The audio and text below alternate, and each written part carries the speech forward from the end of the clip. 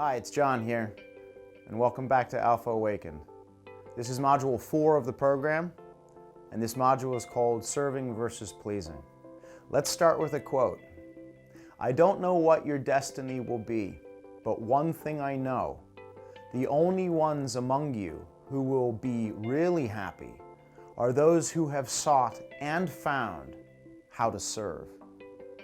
Albert Schweitzer. Today we're going to talk about the distinction between serving and pleasing. This was first introduced to me by a coach, Steve Chandler, and is one of the frames that is at the heart of living a powerful life. To examine this frame, let's examine human behavior from early childhood. When you were young, when I was young, and when all children are young, we are conditioned by our parents and other authority figures to please. Simply, when we would behave, we would get the reward of being accepted, and more importantly, we would get the reward of being and receiving love, being loved and receiving love.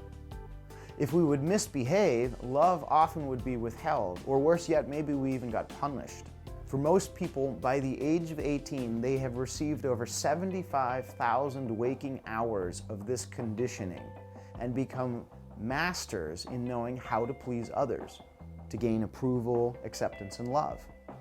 Conditioned behavior of knowing how to please another. What is not taught in all of this conditioning is the ability to act, speak, or conduct oneself in highest alignment to one's standards and principles. That seems to happen out there somewhere, but is not the primary reconditioned behavior. And that is why we're discussing this today, to break and interrupt over 75,000 hours of conditioning that you have probably received and restore you to your full capacity to act in alignment to your higher values and yourself. So let's begin by doing an exercise. Take out your notebook and at the top of a clean page, write serving versus pleasing. Next, answer this question. In this last week, where have you done something to please someone in order to win their approval, their love, their affinity, when really you felt the desire to do something else? So for example, you did something maybe to keep the peace, like you didn't say what you really felt about something, maybe to your girlfriend or your family member, because you didn't want to cause an argument. Perhaps it was to your parents or to a sibling, and you maybe avoided an interaction so that they wouldn't get upset. Or maybe it was to a friend or a colleague and you didn't want to hurt their feelings.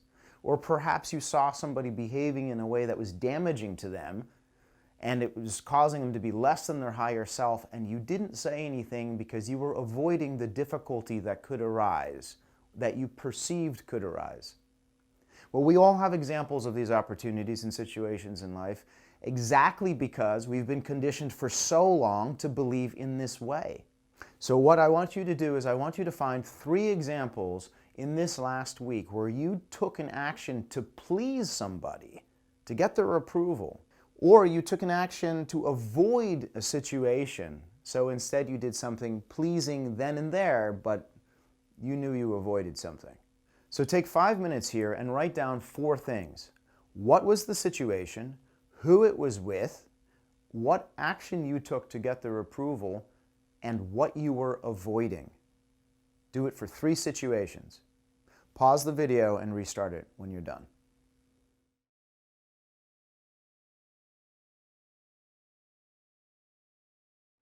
Okay, well done. What I want you to look at now is how that feels in your system.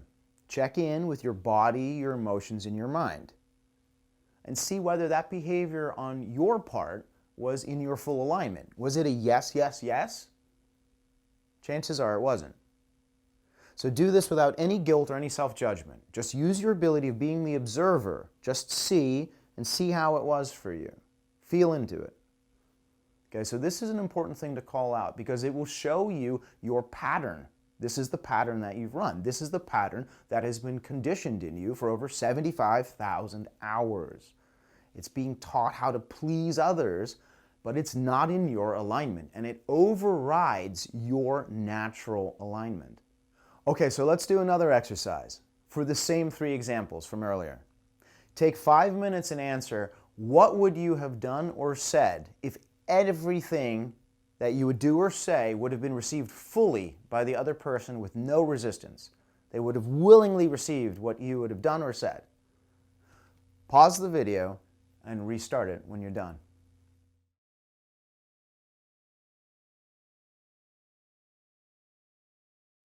Okay, good. I mean, that's really powerful to see that there are places where you want to act differently than you're currently doing. And you also get to see that you're holding back. And the only difference is that if you knew that they would receive everything, you would actually act that way because you know it's in your highest interest. And actually, you also know it's in their highest interest. So let's go one layer deeper for the same examples. And now answer the following question. Now that they have received what you had to share and they received it fully, what is the possible impact that you just made on their life? What will change for them now that you have delivered what it is that you are giving them? Based on the examples you chose, it could be things like it would bring peace amongst my family members and my siblings. It would bring closure to years of fighting. It would heal the wounds of the family. Or maybe it would be like, my friend would really find a partner who is ideally suited for him or her. They would have happiness in their life. You get the idea. So lean into what the possible impact is now that they have received what you had to share and they got the benefit of that. Take 5 minutes and do this and really open up to the impact by listing some of the benefits that they and others would receive by your action in that way. Pause the video and restart it when you're done.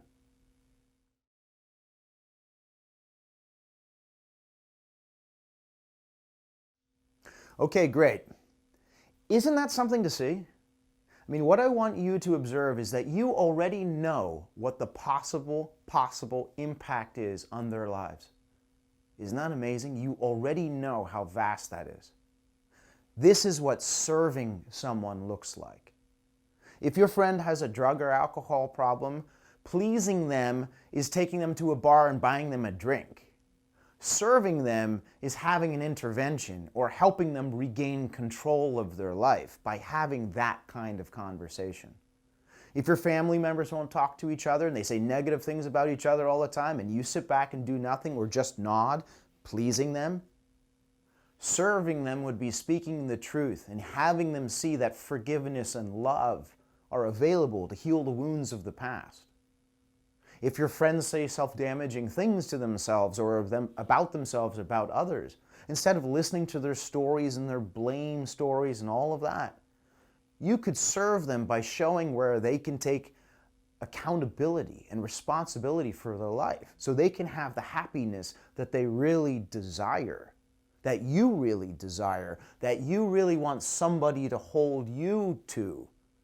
This is the difference between serving and pleasing.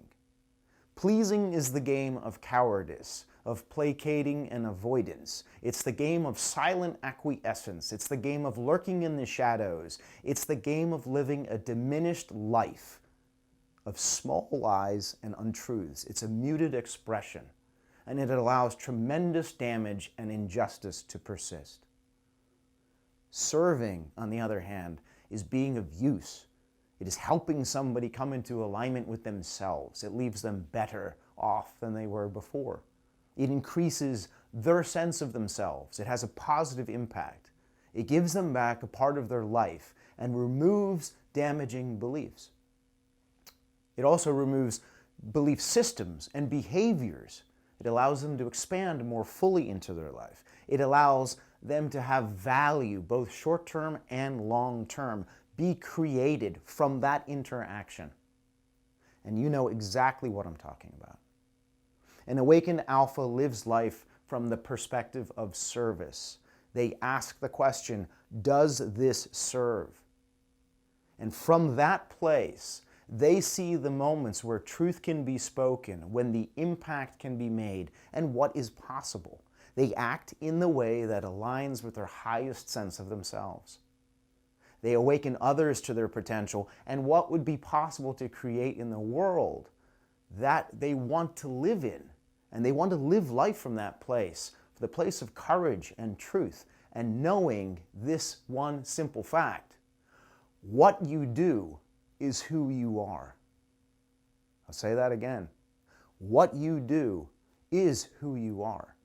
That's how an awakened alpha lives. Powerful. So now I'll take 10 minutes here and answer the following question.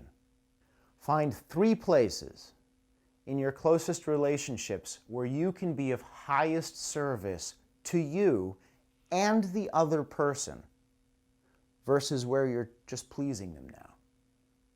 Write down who it is, what the act of service is, and what the possible impact can be. Take 10 minutes here and really see the impact that is possible when you come from the place of service. I'll give you a hint. It may be that conversation that you've been avoiding for all of this time. Yes, that one. You know what I'm speaking about. So again, write down who it is, what the act of service is, and what is the possible impact that can be there for you and for them. Pause the video and restart it when you're done.